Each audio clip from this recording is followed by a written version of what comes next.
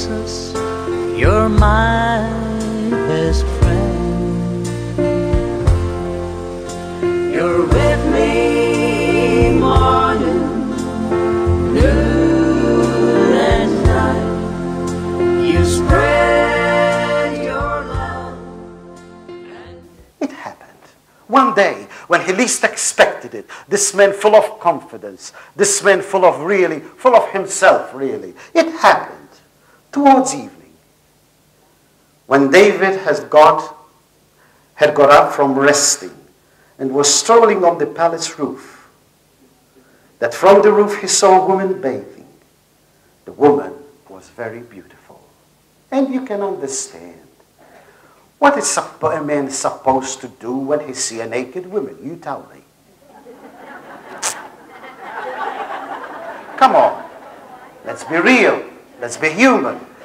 I mean, if you are a normal man, at least. If you see a naked woman, boy, holy Moses. And you look. And there is nothing exceptionally wrong in that. It's a very normal thing what David was doing. He was strolling on the roof. And he saw this woman bathing, and he looked. Very human, very normal, nothing extraordinary. But here is the insidiousness. You see, David became impertinent. He thought he could control these things because I've got it all. I'm the king. I've got it all. I'm in control. So what happened? He didn't just look at her, didn't he?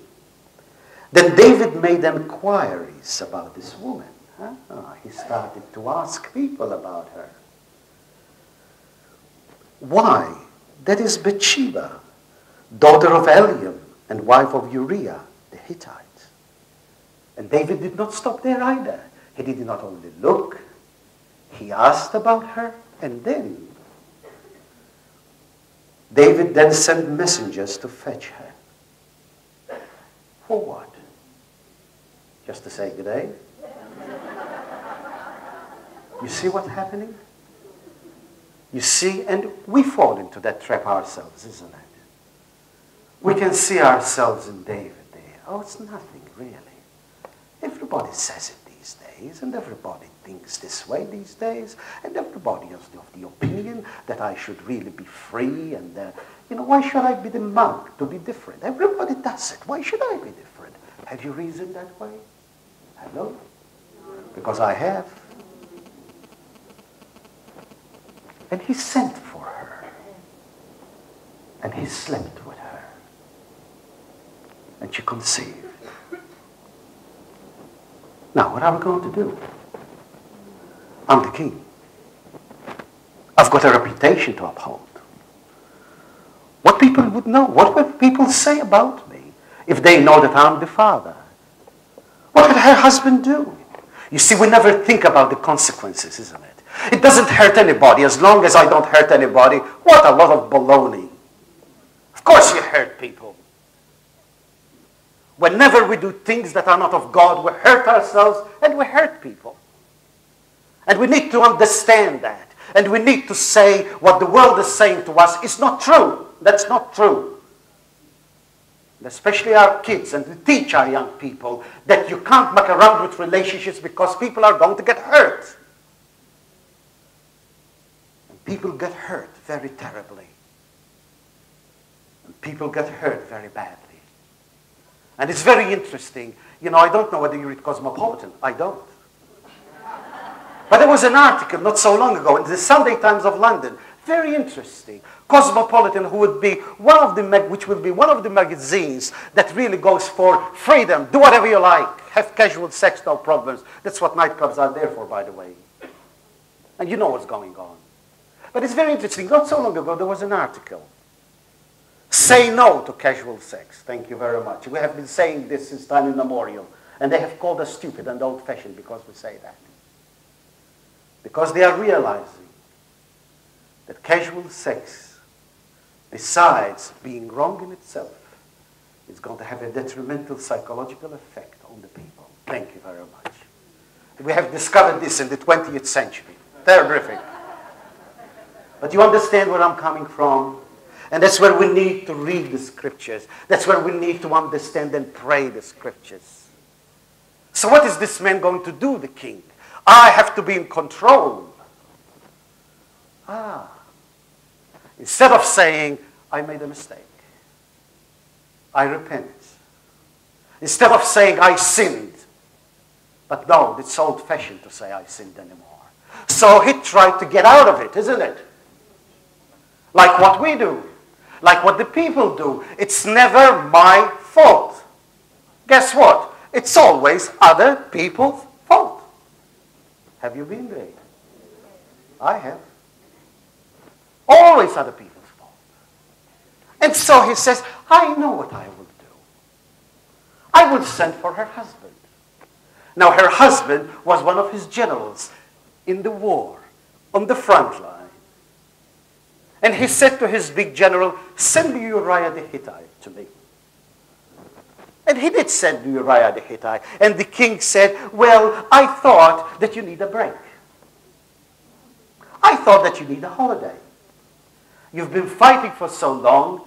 Well, let's have a drink.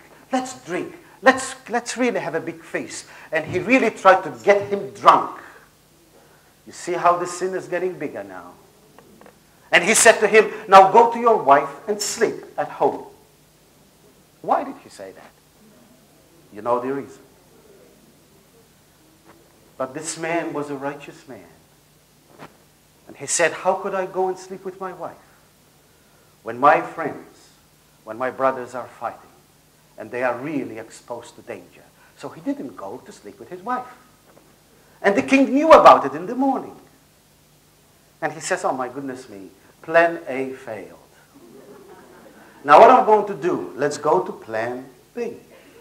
So he sent for him again, and he got him drunk again. And he said to him, now tonight, you go and sleep with your wife. Why didn't you go and sleep with your wife last night? Aren't you a man? You go and sleep with your wife tonight. But the man didn't go. Because he says, how can I go and sleep with my wife while my brothers and my friends are dying in battle? What a man. And the king knew, and it was reported to him that Uriah the Hittite didn't go to bed with his wife. What am I going to do? First he saw her. Then he asked about her. Then he slept with her. Then he tried to really make her husband sort of cover his sin. And he couldn't do it. So he said, there's only one thing to be done. I am the king. I have to save my reputation. So he said to him, you go back to the battle and send a letter to his general. Put this man in the thickest part of the battle. And at one stage you give the signal. You retreat. Leave him on his own so that he will be killed. And that's what happened. And that's what happened. So from one little look, we finish up with murder. That's how insidious sin is. And you think we can control this on our own? It will be very foolish to think that we can. My Jesus, you're my best friend.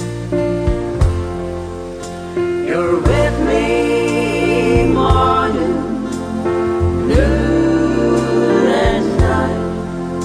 You spread your love and endless light. I call